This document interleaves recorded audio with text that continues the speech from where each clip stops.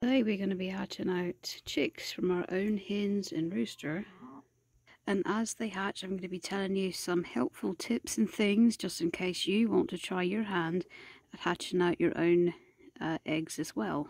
First off, there's a lot of reason why you'd want to do this. But I say top of most people's list, it saves a lot of money.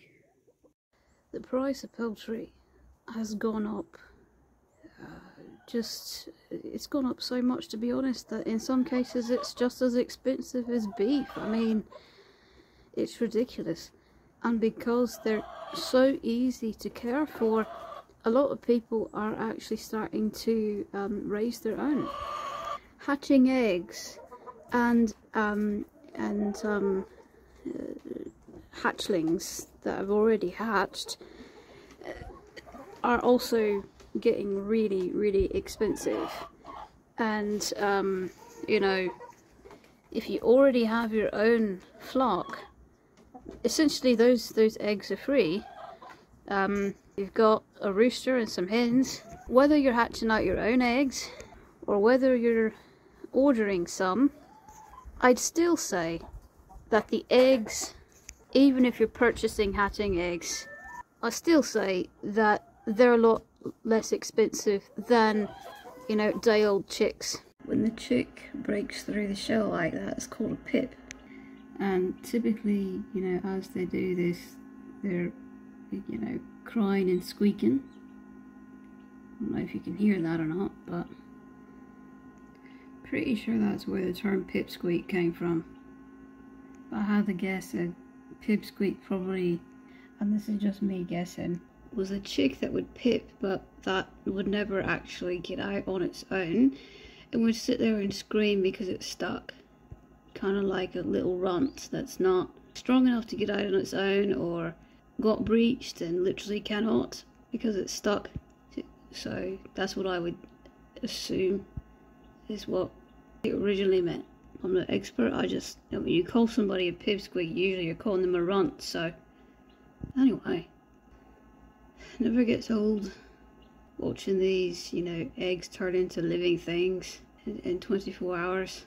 I mean, technically it's been, you know, 3 whole weeks that they've been in here, but just visually, you know, visually all you see is like an egg, and then it, you know, turns into this fluffy, squishy, squeaking thing. People tell you got to put, you know, the larger side of the air sac upright, but even when you do that, more than half the time they pip upside down anyway. They're gonna pip wherever they feel like it, no matter how you lay it. So the important thing is that the egg is laid flat and not, you know, sitting upright but laid horizontal like that. That's the most important thing. Think about it in nature. Mom is going to keep turning the eggs. She's going to constantly keep turning the eggs even as the chicks are hatching. So in nature they wouldn't be set upright, you know. So biggest thing really is, like I said, line it flat, having enough humidity in there. Definitely you have to keep the water troughs filled constantly, and then having a grip pad is something that they can hold on to so they don't slip and slide and injure themselves. As we wait on these guys to hatch, I will show footage of hatching in a minute, later on as they actually start to come out. I want to tell you a bit of honesty about the incubator situation. It's very difficult to find an incubator that will even do something right once. And if you find one that does do what it's supposed to do, it has a lifespan to it, and when essentially it dies, horrid things happen, and you never know when it's gonna die. You just know, give or take, you've got about 10 to 30, maybe 35 if you're really lucky, hatches with it before it dies. And you know, the brand, you know, doesn't necessarily mean because it's the same brand that you're going to have the same amount of hatches that you can get out of each incubator. They all go dead at different times. I've had some of these that last almost 40 hatches, others that only last 5.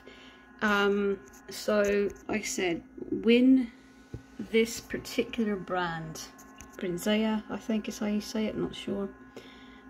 When you're using this brand, as long as it's, you know, still got some life left in it, it'll work flawlessly. But as soon as it goes, at one time I thought, initially I saw, you know, that it wasn't counting down the days correctly, and I thought, that's odd, it's taking like 3 days to count as one day. But I thought, oh, it's just the clock, you know, the clock's off and that's the only thing that's off about it. There was a turner in there, and come to find out, the turner, what it was doing, it was turning the eggs one way and then immediately reversing, going in reversing and undoing everything that it just did, basically causing the chicks to grow at an uneven, lopsided pace, because, you know, it would turn them and then it would just put them right back where in the same position it was before. So another one, when it went bad, this half would hatch out everything perfectly fine, and this half, all of them died. Some of them died early on, some of them died later on, but if you put any eggs on that side, so essentially you had half an incubator, you know, that died and half an incubator that still lived. But at that point, so much odd things going on with it, I wouldn't trust it for another hatch. Even if you test it, you know, before you start your incubation, you know, even if you test it in the beginning, it could go bad mid-incubation. And that has happened several times with me. When you test it, everything goes good, and then all of a sudden something goes haywire mid-incubation. I hate to say it though, that's better than anything else I've tried to use, and I've tried a lot of different brands. All the other brands don't even do it right once, and you have really high, like 50 to even sometimes 95% dying, if not 100% dead, because it doesn't incubate it properly. So at least with this brand, I can trust that it may have a really short lifespan, but I can trust that during that time at least it'll work. I would hope to find something better than this eventually, but in my 7 years of doing this, I still haven't found, unfortunately, anything better, unless you're willing to pay 2,000 USD, which is where I live now, for a professional thing. And yeah, I don't need that, because that has way too many. I would never hatch out that many. Why does this have such a small lifespan? Because even with just 2 times of using it, it's already paid for itself. Not only paid for itself, but started to save you money. Like I was talking about earlier. Only 2 times of using it, and it's already making you money. Versus you buy chicks that have already hatched. Especially if you're getting free eggs, like I said, from your own hens and roos. So, that means that basically they want to stay in business.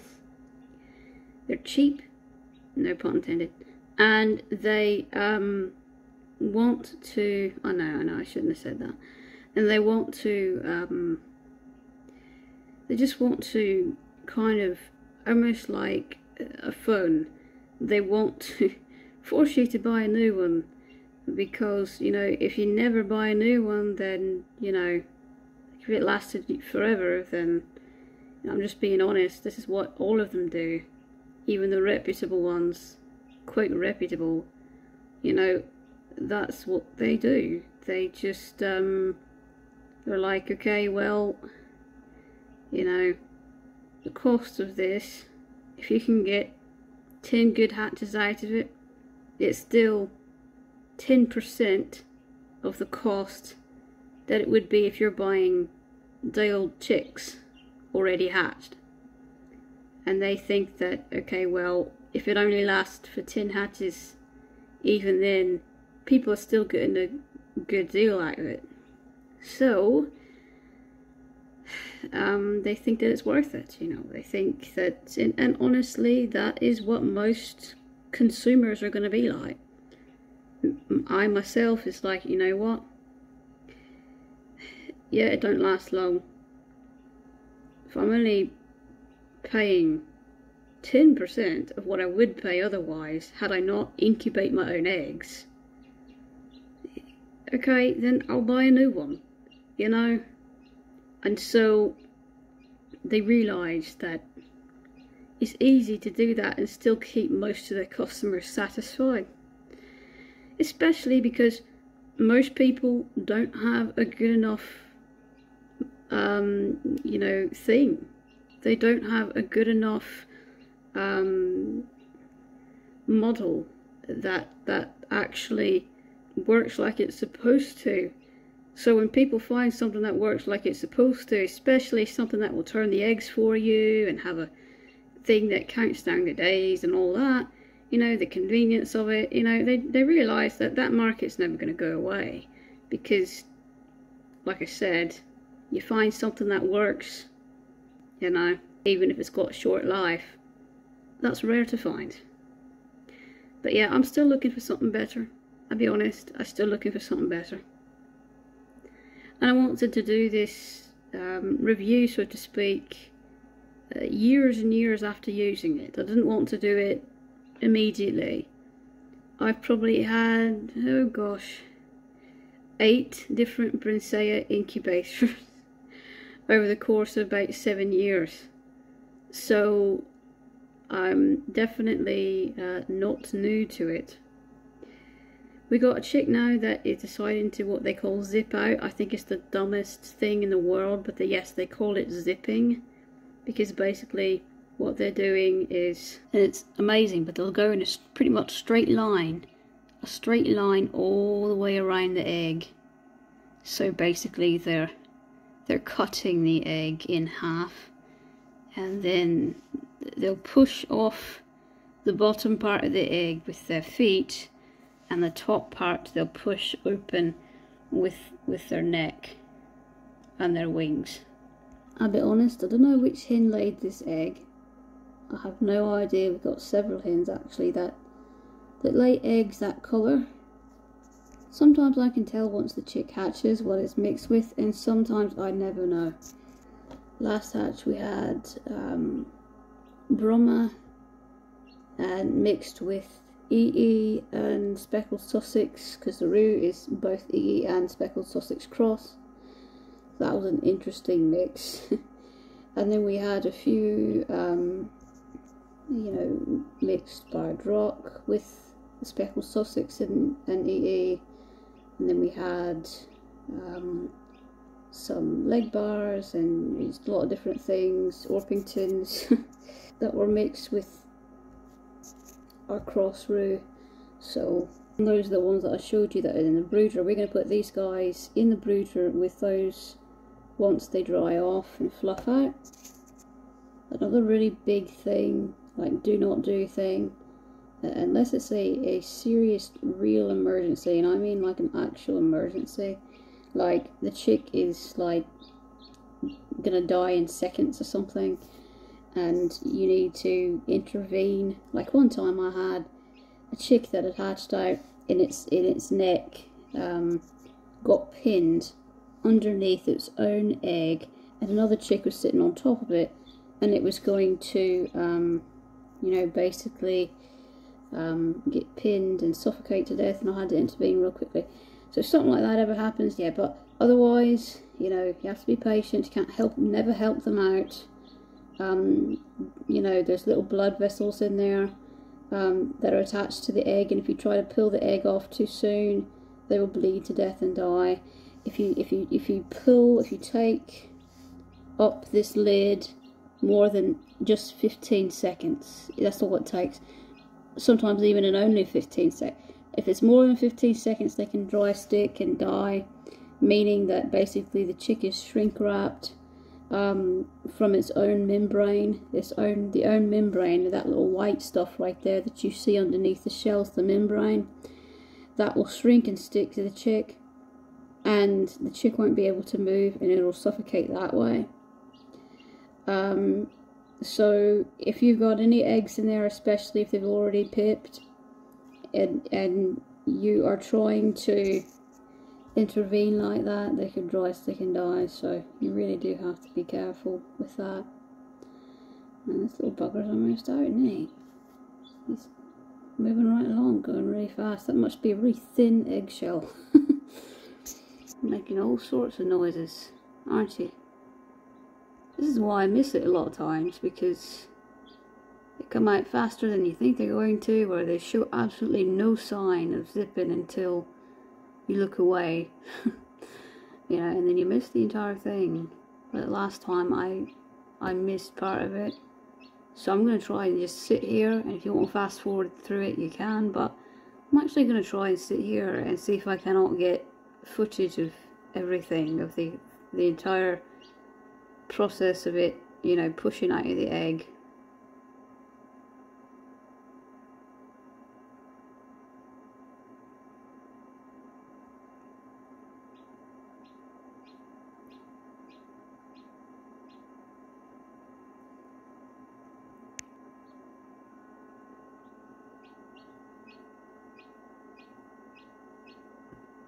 It's alive.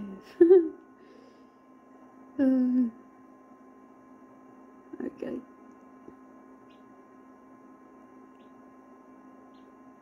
Sorry about the glare on that. Can't really do anything about that.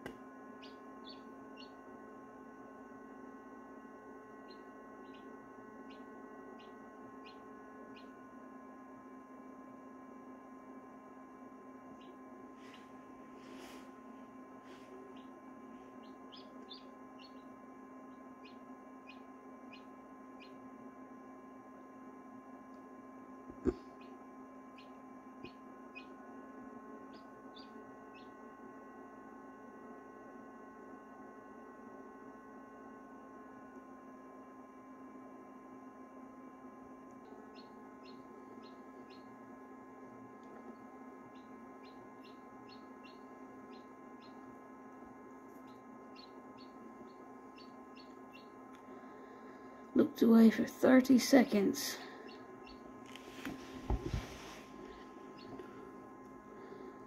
Got me something to drink, came back. I guess don't be thirsty when you're filming chicks hatching.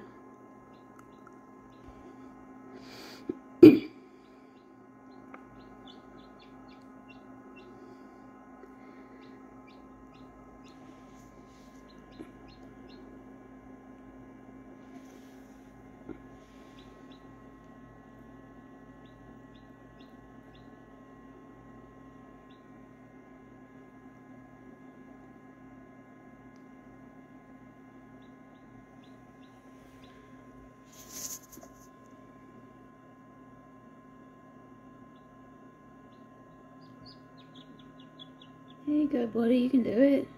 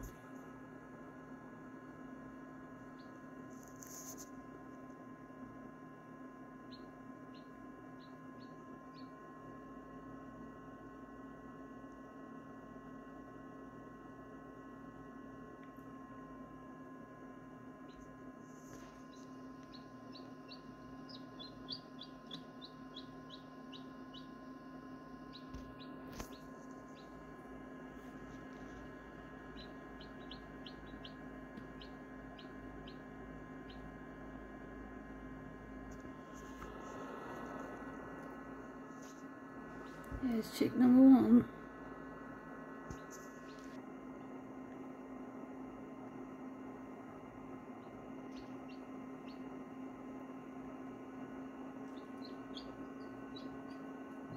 There we go.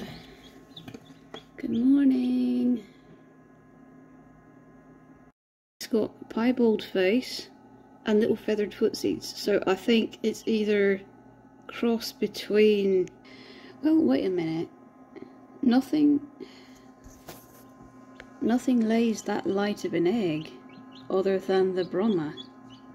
I just would expect your head to be a little... Maybe when you fluff out your head, it'll be a little more broad. Usually our Brahma crosses could have really broad heads, but this one definitely, you can see he's got fuzzy feet, little furry legs and feet, which means that the only chicken that could lay that colour egg, you know, with the feathered feet, has to be a Brahma. It's a wee little egg for a Brahma though. Look at the piebalding on the face. That makes me think if it is Brahma, it's going to be a light Brahma, not a buff Brahma, because light Brahmas usually got a lot more solid piebalding to it. Let's see if you can see. Look, fluffy, yay, little feathers on the leggies. Feather leggies.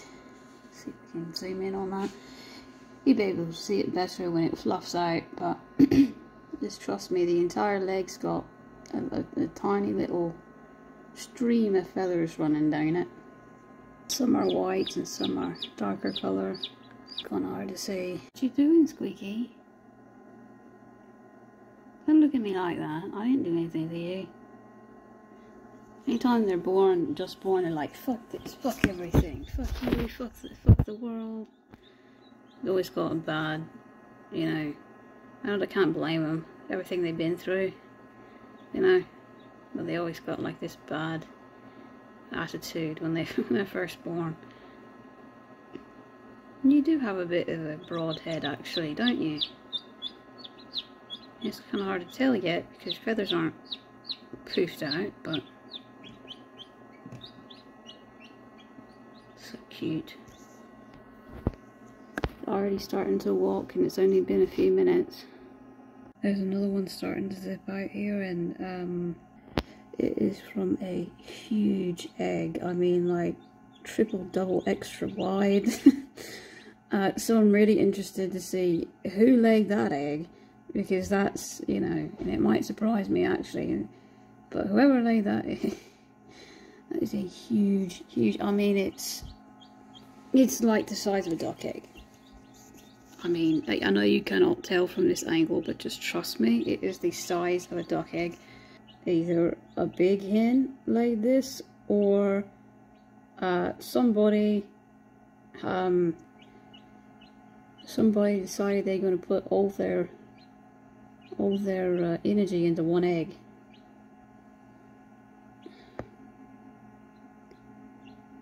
This one I've been most curious about actually, because of its size. You rarely get, you know, eggs that big, and when you do, they're not always the best for incubating. But this one actually, yeah, motto is at least try, right? And this one actually was fertile, and so we tried that out, and now it's finally starting to at least try to get out 3 weeks later. So I'm really glad I incubated it, because it ended up being fertile.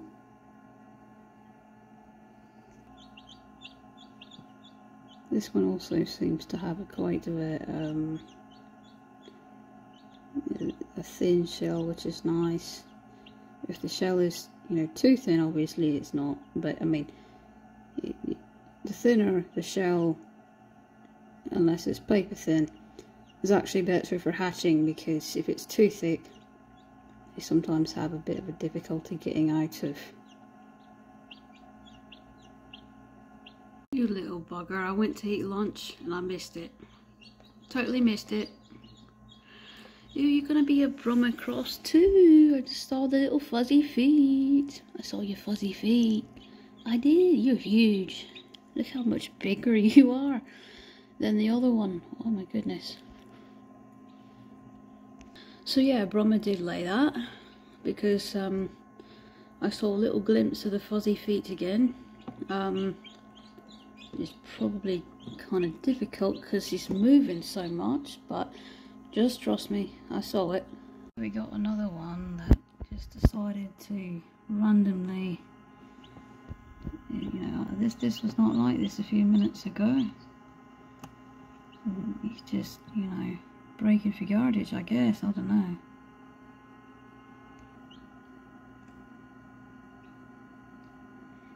That one went from pip to hatch like I didn't even see it zip. It just, that was really fast. Looks like he's not completely out yet, but still. See, look at that. Get a better angle if I can.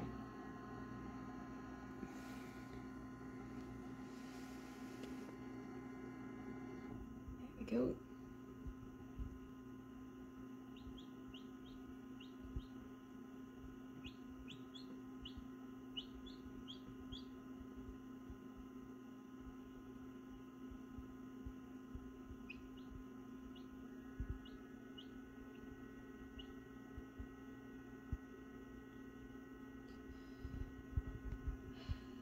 As he's hatching out, the biggest thing that you got to worry about when you're incubating chicks, other than humidity, is the temperature, and the amount of times that they are turned, which the chicks either have to be manually turned at least 5-6 times a day, or you have to put in a turner, and they've got to set the turner to, you know, the diameter of the egg as well. You know, a lot of these things are not common sense. You can't just throw things in there and expect them to hatch, okay? You have to really research it. But again, once you know what to do, it really is not that difficult. I have a learning disability, and I'm telling you right now, if I'm telling you it's not that difficult, it's not that difficult to learn. I have a really hard time learning things. But, you know, all I had to do was look up how to hatch chicken eggs. And I read the instructions. A lot of times instructions come with the incubator. So, you know, and I think Brinsea usually has instruction manual for not only chickens, but quail and geese and duck and I don't know what else. Maybe emu, I don't know. So, you know, do a bit of homework, and there's only a few things that you'll need to do during the time of incubation. Most of it is, unless you're manually turning them, of course, most of it is going to be, you know, as they're hatching out, the last we call lockdown, 3 days. You're going to have to monitor them a lot. And also, once they hatch, I mean, you got to put them in a brooder. They can't just sit there. They'll die without warmth. They'll die without a heat lamp, or, you know, at least a mother hen. And you can't just throw them in with a random hen and say, here you go. The hen has to be broody already. And so, you know, you have to know basic things like that. How to raise chicks in a brooder and all of that. So, you know, I want to just take a moment to say, you know, be responsible. If you're doing this, these are living beings. Don't just let their life go to chance because you didn't do your homework and you didn't look up what to do and what not to do. I'm just giving you a few tips here and there. I'm not telling you everything you need to know. I'm telling you the kinds of things that I wish that, you know, especially with the incubator and things, that I wish that other people would have told me. So I didn't make mistakes, you know, on things that I could not find the answers to. And I'm telling you a little bit of general information as well. But you're still going to have to research everything. There you go, he's free now. Technically free now, I think, except for maybe his head. His or her head. Anyway, you're not going to get everything you need from this video, okay? It's just some tips. And you'll have to, like I said, do the homework and really research the rest of it before you actually try to do this. Chicks are fragile, and if it's too hot or too cold, if there's not enough humidity when they're incubating, at least, there's so many things that can go wrong if you don't know what you're doing. That is why actually people don't put chicks at the farm stores, in the feed stores anymore during Easter, because people used to take a single chick home and put it in an Easter basket, and it would die because it would freeze to death, basically. You know, and not only does that break the little heart of the child, you know, but it's a living thing and it's irresponsible. All these adults just taking it home, not knowing what it needs to survive, and knowing that it'll die, and not caring, you know. I mean, so that's why there's a law against that now. That not really a law, but you know, kind of an unsaid law, I guess. And that's why they do it a month early, to try and you know, kind of prevent anyone getting it for somebody as a gift or something. So anyway, there you go, freed your head. Now his head was stuck, so now it's free. Now you stick it back in there, and then you get all that trouble to unstick your head, and then you stuck it right back in there and got it stuck again. There you go. Okay. Because it's a blue egg, it's going to be either EE crossed with, like I said, our EE Sussex roux, or it's going to probably be leg bar crossed with that same roux. I won't know enough. These are all the chicks that hatched out a week ago. They're now in the brooder, and the ones that are hatching today will join them in the next couple of days, just whenever the rest of them hatch out. They'll and dry off, then we'll put them in here.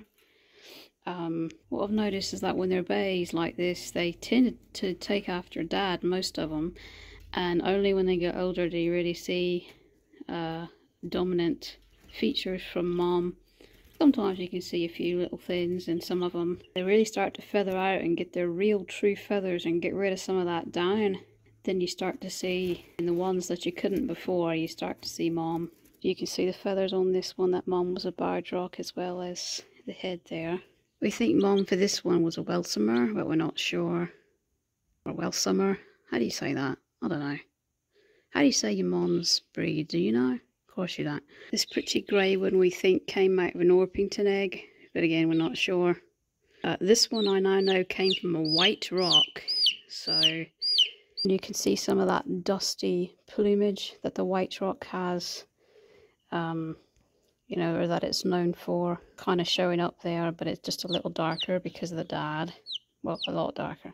And its actual, I think, feather colour is going to be more like dad, maybe a little greyish barred, but it's definitely got rock in it. This one looks a lot like dad did when he was a little day-old chick.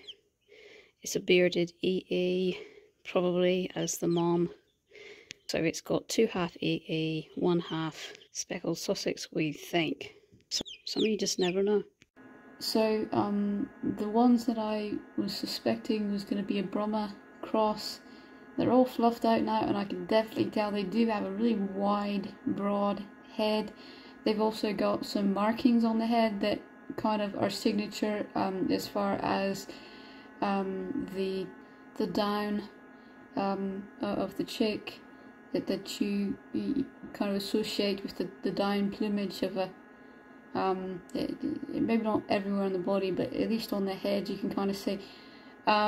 So that really broad head with the feathered feetsies, and the combs also seem to resemble that sort of Brahma. But everything else, you know, their overall colour is a lot darker, so that part they got from Dad.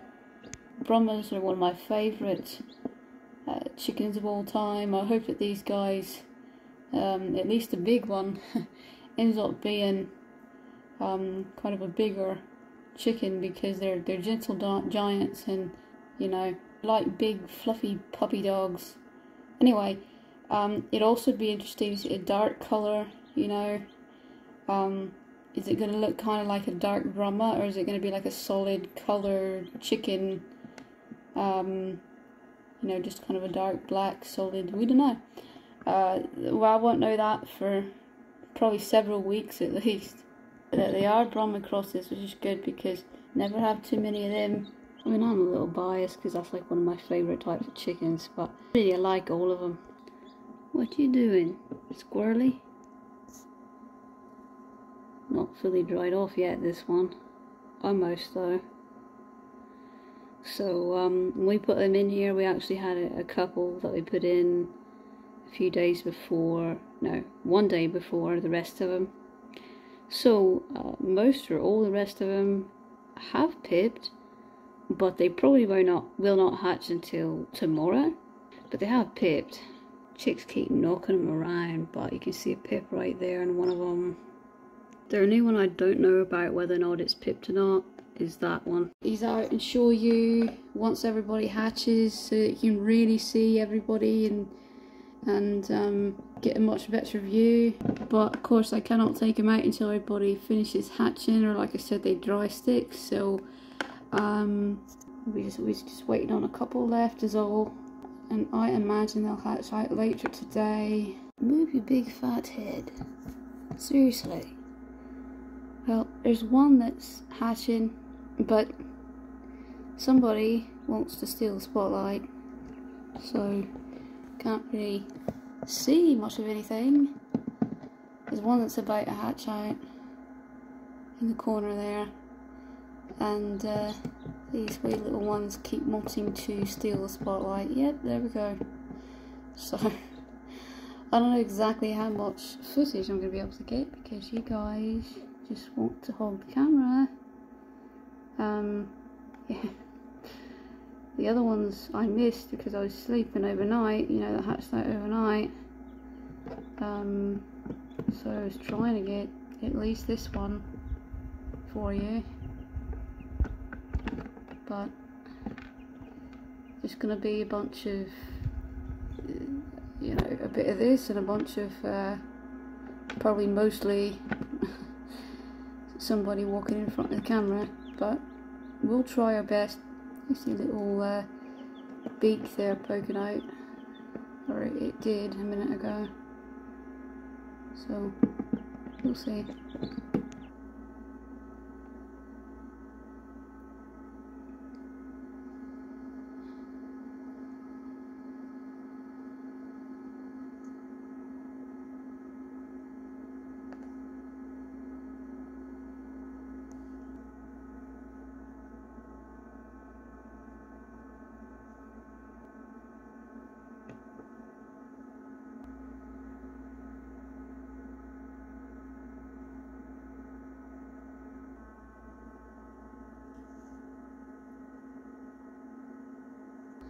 I don't know if I said this or not, but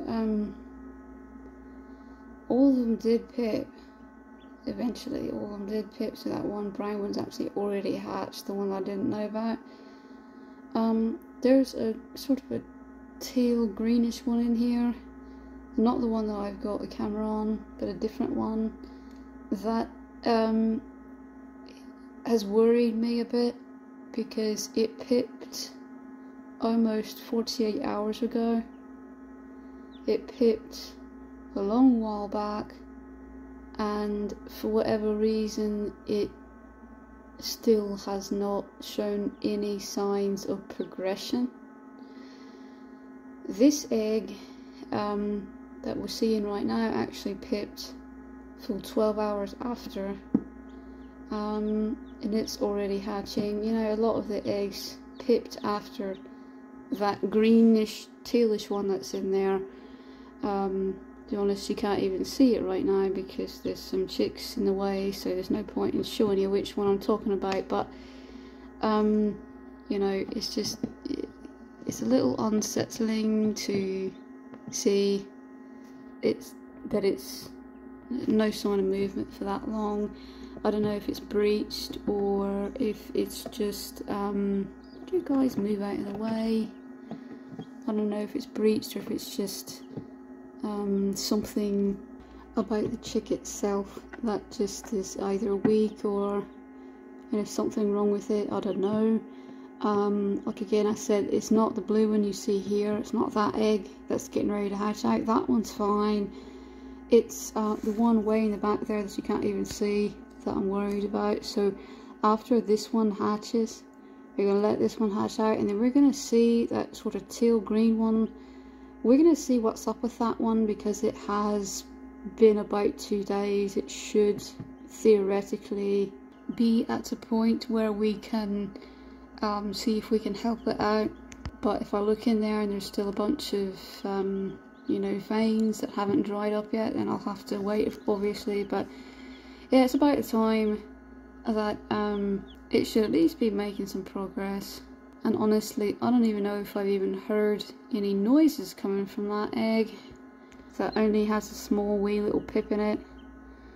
So that's debatable though, because, you know, all these different little chicks are making different sounds. It's hard to tell where the noise is all coming from at this point. It may still be alive in there, we don't know. But this one definitely is alive, very alive, and ready to come out. Would you guys stop hogging the camera? Right as I say that, somebody walks in front of the camera again. Okay, so yeah, okay. Every time I try to reset it and they move on me again, they do not care. Okay.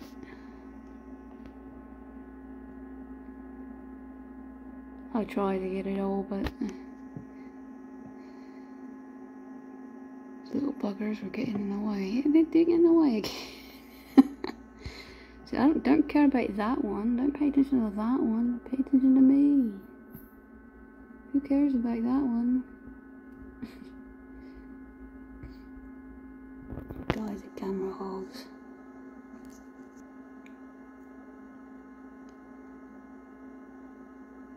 I'm looking at the membrane on this egg with the chickies coming out of, and the membrane on that looks ever so slightly like it still has a little bit of a tint of blood in it, but it may just be the pink pigment of the chick's skin. The reason why I'm looking at that membrane is because I want to see, okay, if this one just hatched out and that membrane's clean, which actually I think it was just the pink skin of the chick, then, you know, by all means, the one that pipped 48 hours ago, those veins should be dried up if it developed properly. If it did not develop properly, you know, by the end of the day and it's still not out, then it's probably never going to. So it looks like this one though is nice and healthy. We don't have to worry too much about this one at this point. It's the other one I'm concerned about. So seems to be wiggling itself out of the egg just fine. And like I said, the fact that it pipped a whole half day, 12 hours before, sorry, 12 hours after the one that's still stuck in the egg, that's concerning. At a point you have to juggle your odds, because there's no perfect time to see and try to get it out. Do I wait another half day? Do I wait, you know, a total 3 days at longest? If you wait totally 3 days, the odds, if it is stuck or something and it needs help, the odds of it making it is even less likely if you wait that long sometimes. But other times if it's a development issue and you wait 3 days and maybe just one side of something needs to absorb the veins, then you would potentially kill it trying to get it out before 3 days. So there's really no like silver lining on when to get it out, when to not get it out, and you just have to judge, okay, you know, there's the egg right there in the back. You have to judge what is the best way. You see a little tiny pip in there, just all it's done. I don't even know if you can see it or not, but what's the best for the chick, also what's the best for the strong ones in here. Some of these guys been waiting, you know, if you make them wait an entire 3 days, you know, it'd be better if you could get some food and water in them before 3 days. I mean, it's not going to hurt them. You know, they've got reserves from absorbing the yolk for up to 3 days. But, you know, at the quit bothering your brother or sister. Just boring, give it a break. So, yeah, I don't know. I'm like, topple over him, why? I'm always like, hesitant, because I don't want to do it too soon, I don't want to do it too late, and I never know what to do, so I'm just going to go ahead and get it out. Everybody else is hatched. I'm going to get it out and see what's going on in there. I'm going to warn you that it's probably not good news, and that it's probably not going to make it. But it could just be breached, I don't know. If it's breached though, you would think it would have made a little bit more of an improvement. It made a bigger hole or something. So, whatever's wrong with it, I have great concerns that it's not just a breach and that it might be something worse. Well, look at that. You did try to make it bigger. I just couldn't see the whole thing. You might actually be breached. Let's see. I'm pulling off the shell closest to the air sac, just in case there's blood vessels. Take these 5 older ones to the brooder. The one that just hatched out on its own is going to stay with the one that I helped out until it fluffs off. How do you guys feel about being a mom again, eh? Don't care? That's what I thought. Okay, so we're going to take these guys, like I said, to the brooder. And then we'll, like I said, we'll put the one that hatched out on its own in the brooder as well later. And the one that doesn't make it, probably, you know, that one that helps out. We're going to leave it in the incubator anyway, see if it improves, but it's got probably about 75% chance that it will die. The one that hatched on its own should be just fine. It's just a late bloomer, but it should be just fine. Alright, let's get everybody. There's the 5 new ones, and then there's everybody else. Number 6 will join them in a couple of hours probably. And number 7, like I said, doesn't look too bright for number 7. Pat, can you give us a few thoughts on fatherhood? Okay, that's what I thought. You're just going to walk away? Okay, well, that's his thoughts on fatherhood apparently. Look at that, it's not even laying right. Something's definitely wrong with it. Meanwhile, Pippi over here seems to be just fine. The one that hatched out last on its own. So technically, yeah, you're last because, you know, you hatched on your own. You can't really call that a hatch when you help it out, and it's probably not going to make it. Poor thing. I do hope it makes it, but it's just almost lifeless. Hey, Jeep. You're bright and peppy though, aren't you? Let you dry off and then you'll go with your brothers and sisters, yeah? Don't want them to leave the incubator too early because they need to get good footing and, you know, be able to walk and sit upright. They can get bow-legged and crooked toes and things if when they're first born, those bones are still kind of not completely solid. They can bend them. Trying to walk too far too soon, too much space in the brooder, and then before you know it they've got crooked toes for life or bow-legged for life. So you need to let them kind of sit and rest before those bones kind of solidify a bit. Let them learn how to walk.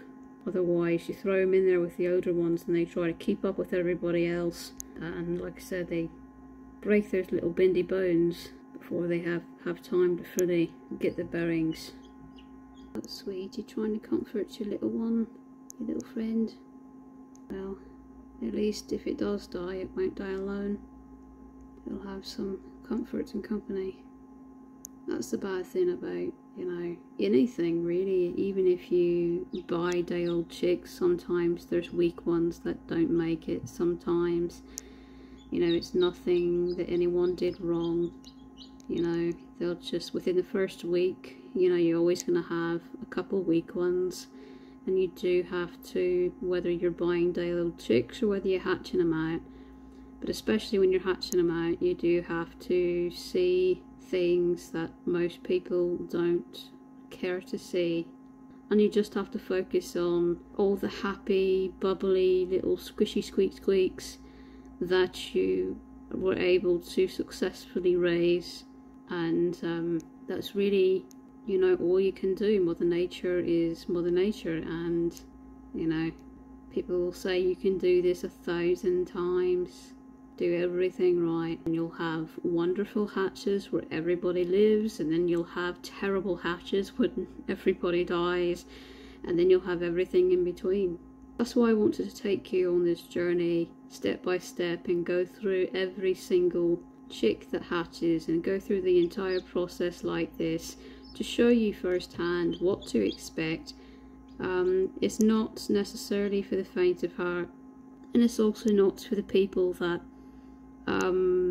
don't really do the research to know exactly what these chicks need, not only to incubate but to hatch, and then also of course to be raised up and grown.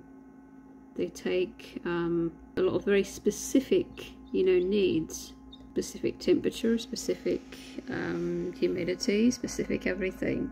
And even then, like I said, it's not a given, so you really do need to take the time to really research things properly. Once you know what to do, then that kind of becomes easy. You know, it's not rocket science, but it's also not common sense. So you do need to teach yourself all these things. Also, hatching different types of poultry is different. Quail, you know, have a different amount of days that you incubate for. Turkeys have a different amount of days. Also, almost every species has a different amount of days you incubate for, actually. So whether you're hatching poultry or parrots, you know, you have to look all of that up. And then you have to be dedicated, of course, to the care of these animals. If they're free range, you also have to worry about predators. But every penny you put in, you get back, and then some. They not only pay for themselves, they give you profits, a bit of profit as well. I'm not saying you could like make a living on it unless you had lots of them, but you know, they definitely, most definitely pay for themselves. And I know as for me, I need to feel needed. Taking care of something that would otherwise die without your TLC, without you giving them food and water every day and husbandry, that makes me feel like I'm not useless. Something that doesn't judge you, that just kind of looks at you indifferently, and sometimes even looks at you with hopeful and loving eyes. But at least something that's indifferent, that just doesn't judge you at all. I need that in my life. I don't necessarily have the time to take care of a dog, but I can take care of these guys. So honestly, even when they're young like this, it's a lot less time than training a puppy not to destroy your house. I'd really say it's about as much as a kitten, really, when they're at this age, and then when they're adults, they're about as much as a full-grown cat. They're pretty easy keepers. Chickens, quail, turkey, whatever you're doing, as long as it's not something gigantic like an ostrich, tend to be quite easy keepers. That one's trying to walk it at least, but he's really weak. I really dread false hope, because just as they think you think they're going to be alright, start getting up, walking, even sometimes start eating and drinking, and then they die on you.